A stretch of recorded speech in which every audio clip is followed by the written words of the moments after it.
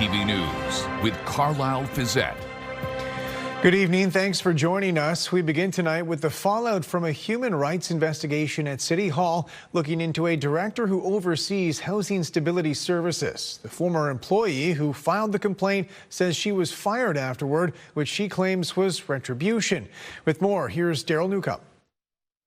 It's had profound professional and personal and health impacts being in that work environment. Former City of London employee Kate Green speaking out about turmoil in City Hall's Housing Stability Services Department, where she oversaw contracts between the city and frontline homelessness agencies for almost 7 years. Last year, she filed a human rights complaint against Director of Housing Stability Services Craig Cooper, alleging harassment and disrespectful behavior. A summary of the independent investigation was provided to Green that determined Cooper, quote, engaged in disrespectful, harassing, and discriminatory conduct towards you, and that he, quote, can be loud and at times rude while interrupting others and barking orders. The investigator found that this behavior impacted employees and community representatives. It concludes that Cooper engaged in workplace harassment against you by engaging in disrespectful and unprofessional behavior that contributed to a negative work environment. 3 other allegations in her complaint were deemed not substantiated. Green says she was among a number of managers in the department with concerns about Cooper's behavior. The people who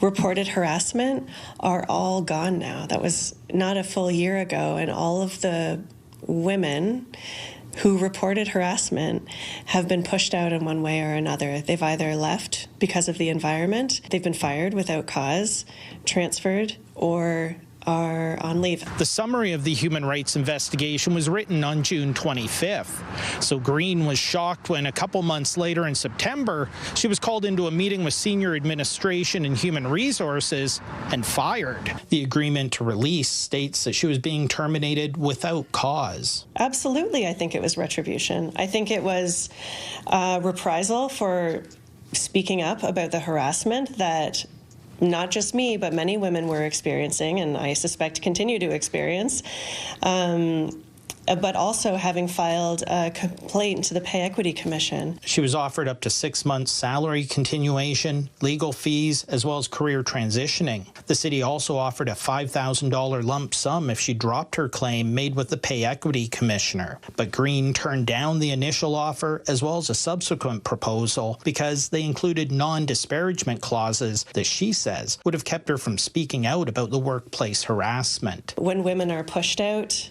and sign these agreements, they are isolated. They're isolated from each other. There's no peer support because you can't talk to anybody about it. You sign an agreement saying, I will never tell anyone what happened to me here. And it also protects bad actors. So it means the pattern isn't seen, and the people that should be held accountable are not held accountable, and you're bound to silence. In an email, Civic Administration states, quote, we are not in a position to comment on any individual personnel matter. The City of London is committed to maintaining a workplace that is inclusive, respectful, and free from discrimination, and we follow established processes to address any concerns that are raised. The summary report sent to Green commits to implementing corrective and disciplinary action to support compliance. An external consultant would be hired to restore workplace norms and culture, and Cooper would be assigned a role outside the department until restoration efforts were complete. Earlier this month, Cooper's title appears on a council report as Director of Housing Stability Services, the same role he had when the harassment occurred. Green hopes that by telling her story, council will seek out a copy of the original report from the independent investigator, a document she herself has not seen. She also wants support offered to the current and past employees impacted by the harassment and for there to be consequences for those responsible. It seems, from my perspective, that the city went out of its way to protect senior leadership and completely neglected to provide any kind of support for the people who had been harassed. An interview request sent to Craig Cooper has yet to receive a response. Daryl Newcomb, CTV News. London City councillors got their first look at the mayor's proposed 2026 budget today. Josh Morgan is tabling a tax increase of 3.6%, which would be the city's lowest in years. With more on the reception from his colleagues, here's Brian Bicknell. the rising cost of living, and the potential impact of tariffs.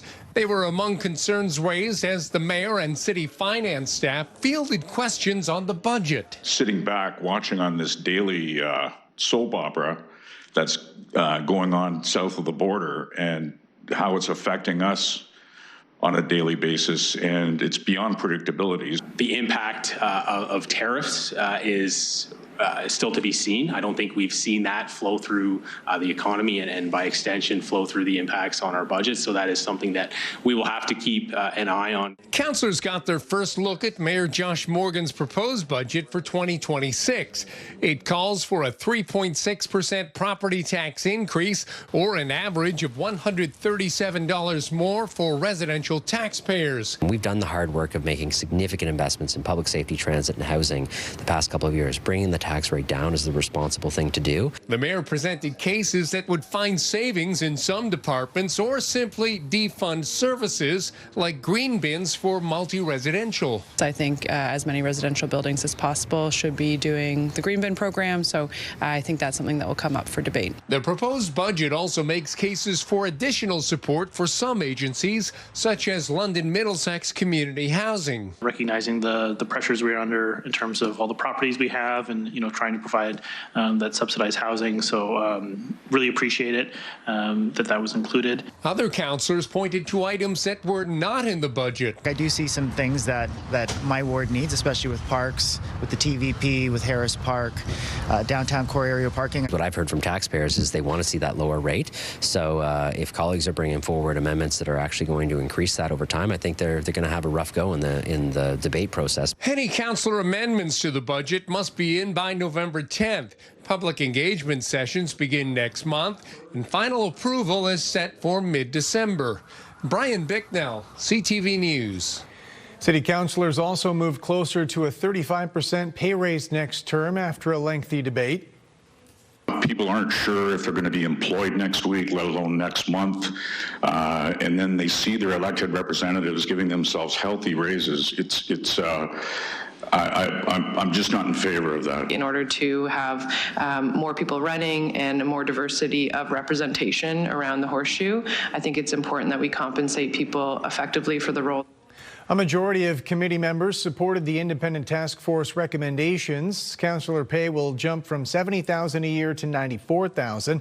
The deputy mayor and budget chair would earn more than $100,000.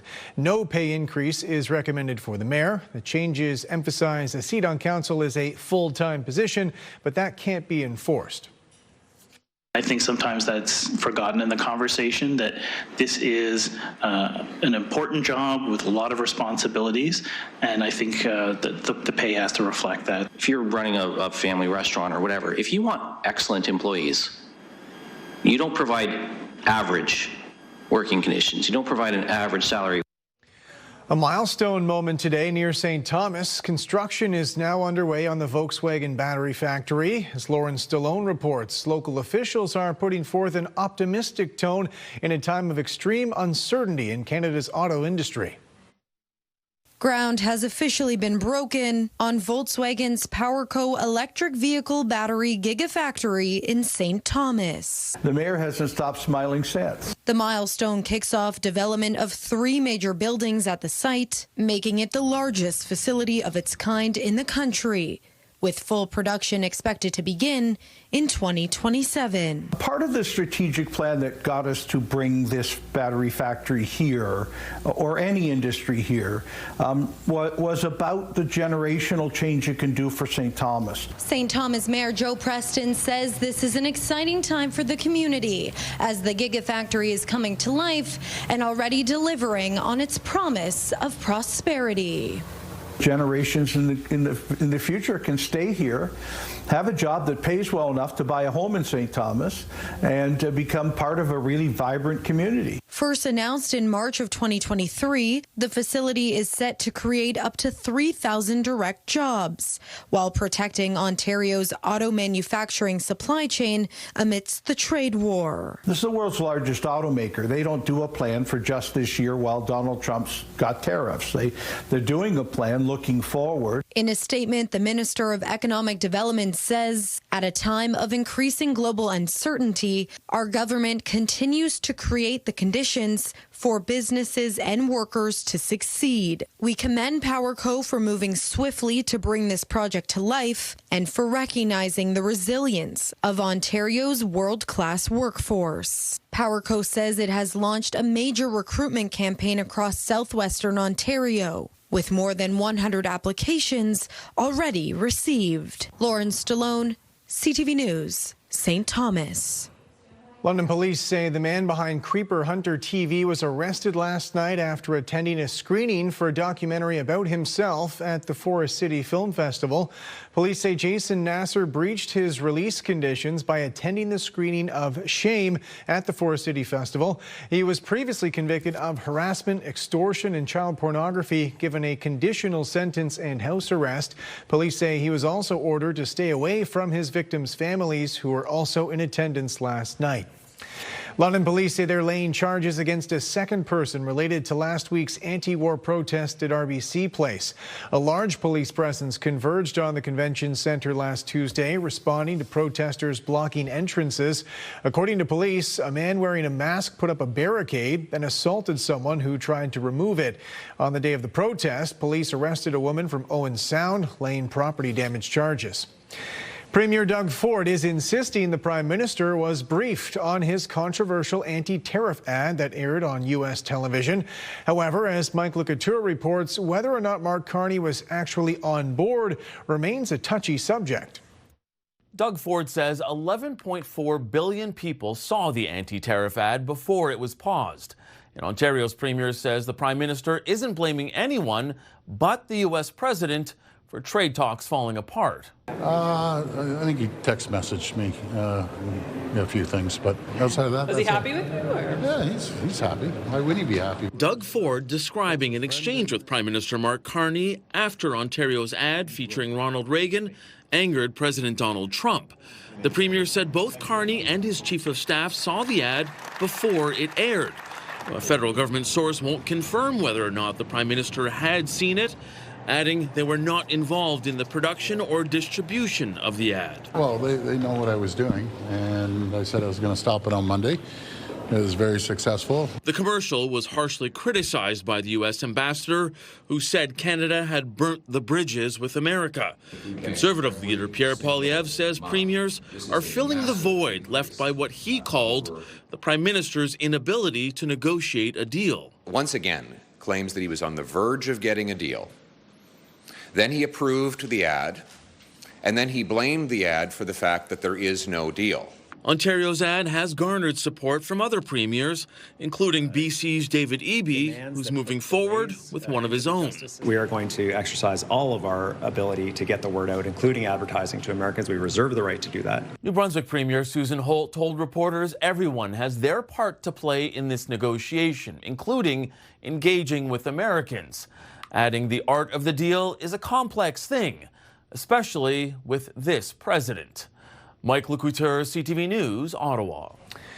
The Toronto Blue Jays were looking to get even in the World Series earlier tonight after last night's marathon loss. Well to deep left center. And this one will go. Vladimir Guerrero Jr. launched that two-run shot off the LA Dodgers star Shohei Ohtani. The Blue Jays offense later blew it open in the seventh inning, and they held on for a 6-2 win. World Series now tied 2-2, which guarantees a Game 6 back in Toronto Friday night. Game 5 is Wednesday night, still in Los Angeles. Still ahead, using science to smash pumpkins. The students taking their classwork to the extreme. That's later on CTV News.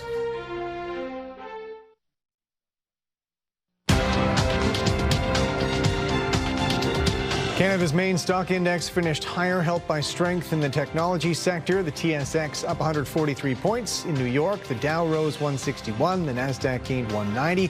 Canadian dollar up almost a fifth of a cent. On commodities, gold fell below the $4,000 an ounce mark, while oil dropped $1.16 a barrel. Hurricane Melissa was downgraded to a Category 4 storm this afternoon after making landfall in Jamaica as a Category 5. As Joy Malbon reports, in more than 150 years of record keeping, the island nation has never seen a storm like this. Hurricane Melissa smashed into Jamaica with a fury this island nation has never seen. The most powerful storm on the planet brought flooding rain, storm surge, and ferocious winds, hammering popular resort areas, ripping off roofs, uprooting trees and swamping streets, and damaging local hospitals. We're getting videos of and pictures of severely damaged public infrastructure, hospitals, places of safety. Homes are inundated and flooded. Officials say only 15,000 people evacuated to shelters, reluctant to leave their homes. And with airports closed, thousands of tourists were left stranded, packed into hotels. Here is our home away from home as we shelter through the storm. Some took it all in stride, like Canadian Alex Green. Oh, I feel well safe in my resort. I've been told they have a generator and a backup generator and a backup generator for the backup generator. The storm moved painfully slow, worsening the devastation as it tore through the island. Flooding is a major issue, not to mention the infrastructure damage of our road network and our bridges and, of course, obviously structures. The massive storm pushing past Jamaica into Cuba and other islands, the sheer force of it has even stunned some scientists. They produce 20 to 30% more flooding rains because of the warming of the planet. So the impacts are no longer subtle. We're seeing them play out in the devastating consequences of these storms. Jamaica's prime minister declared his entire country a disaster area, but says it's still too dangerous to send out search and rescue crews. Joy Malbon, CTV News, Washington. The Prime Minister's Asian tour has arrived in Singapore. It's the second of 3 stops before a visit to South Korea, where he's expected to meet with the president of China. Judy Trin reports. You have 40% of global trade coming through here. As he surveys Singapore's massive state-of-the-art port with its CEO, the Prime Minister is reaching into his Rolodex to find new partners to invest in Canada's major projects. Our Prime Minister is very well connected globally to not just political leaders, but to corporate leaders, leaders of significant investment firms, sovereign wealth funds. Meanwhile, U.S. President Donald Trump is being courted. Sana Takaichi, Japan's first female leader, gave Trump a golf club owned by her predecessor, the late Shinzo Abe, and promised to nominate him for the Nobel Peace Prize. Then they signed an agreement to cooperate on critical minerals. But tonight I'm more confident than ever that the friendship between the United States and Japan is strong as it can be. After missing each other in Malaysia, Carney and Trump will both be in South Korea for the Asia-Pacific Economic Summit. At APEC, both have bilateral meetings set up with China's Xi Jinping. When asked if Canada would break with the U.S. and drop tariffs on Chinese EVs, Carney said it's too soon to decide. There's no preset offer issue. This is the difference between relationship and transaction. The Prime Minister will spend less than 24 hours in Singapore before traveling to South Korea for another economic summit. Tensions are expected. Since Trump broke off trade negotiations, he said that he will not meet with Carney at APEC. Judy Trin, CTV News, Singapore.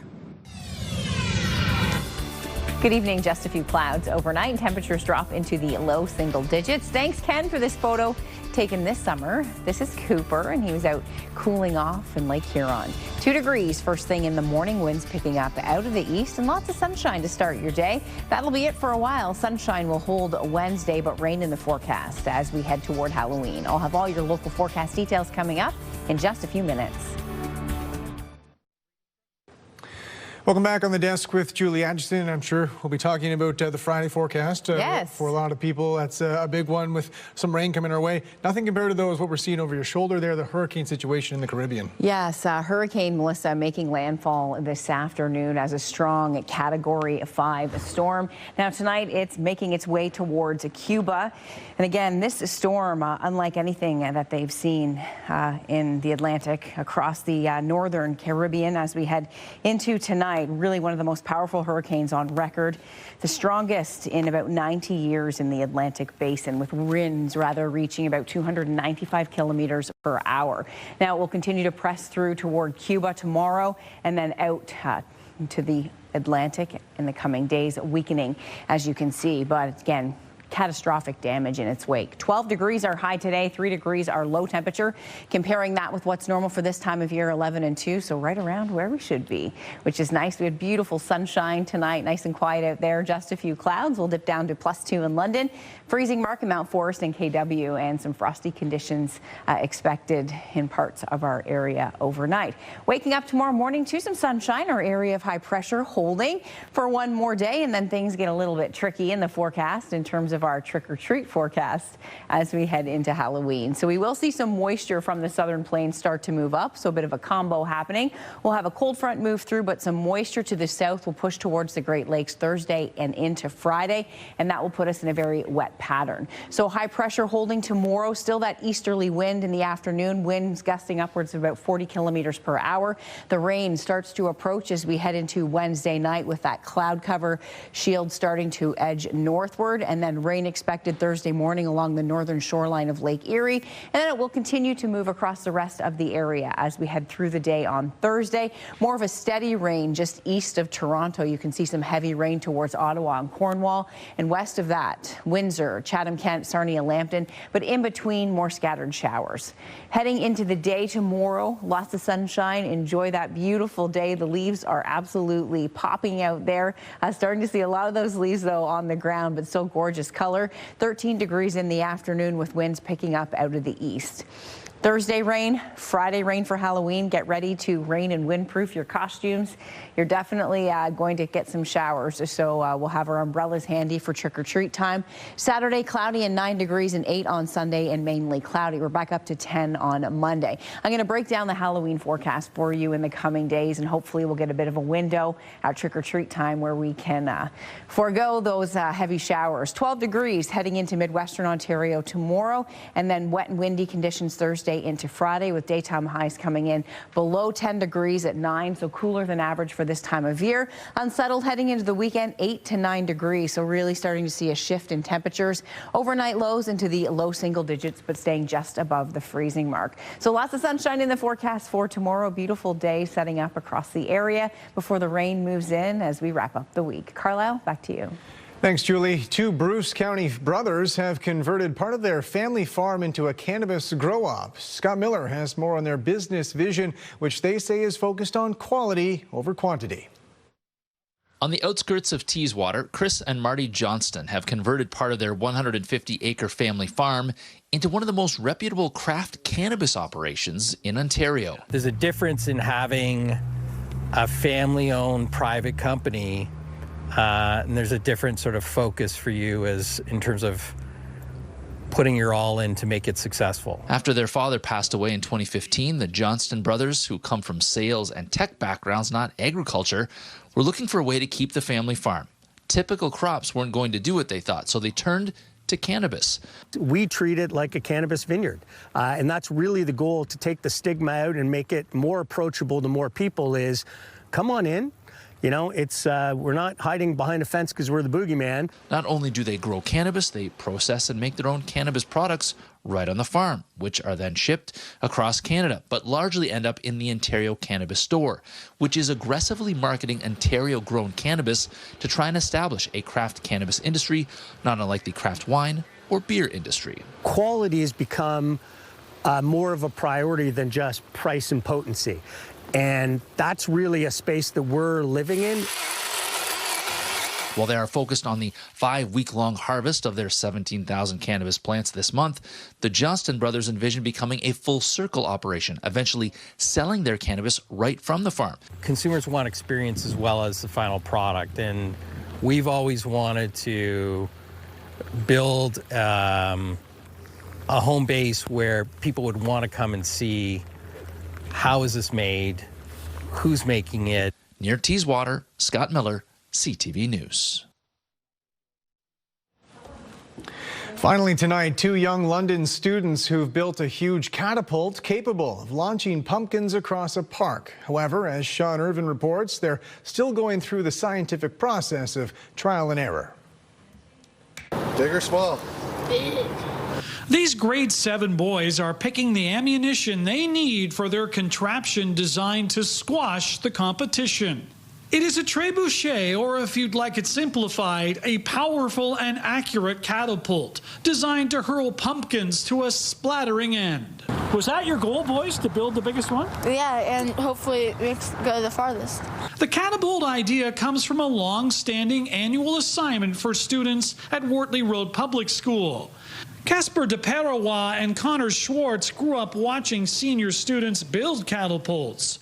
But now that it's their turn, they're out to break the record. After being handed the assignment, they went to Connor's dad, Dave. Connor came home and said, hey, let's build a catapult. And I smiled and we started. Following a design created by the boys, the trio took 3 weeks to build their custom pumpkin chucker. Throughout the project, the boys have followed science. Kind of learning about like getting hands-on and geometry, weight, physics, and all this other stuff. If we can get them interested in physics early on, then that carries on through their whole high school career. As will the memory of what they've built here. It's pretty exciting when you're launching a 10-pound pumpkin hundreds of feet. But as often happens in science, things can go awry. And in this case, not even a pumpkin patch could help. Despite having plenty of pumpkins to launch, it just wasn't the boys' day. While it appears the catapult worked just fine, the pumpkin went sideways. Worse, the winch cable snapped, forcing an early end to the day. Things don't work out. It's trial and error. But because we all want to see a pumpkin fly, here's a look at some earlier attempts captured by a cell phone. Next up for this crew is the afternoon competition at school. We've got a lot more pumpkins to launch and smash, so Thursday will be the day. But should somehow things again go sideways, they take solace in knowing there is always a consolation prize after a food fight. Do either of you like pumpkin pie? It's my favorite pie. It's your favorite? Well, you're going to have a little bit of leftovers. In London, Sean Irvin, CTV News. That's it for us. Thanks for watching. For all of us at CTV News London, I'm Carlyle Fiset. Have a good night.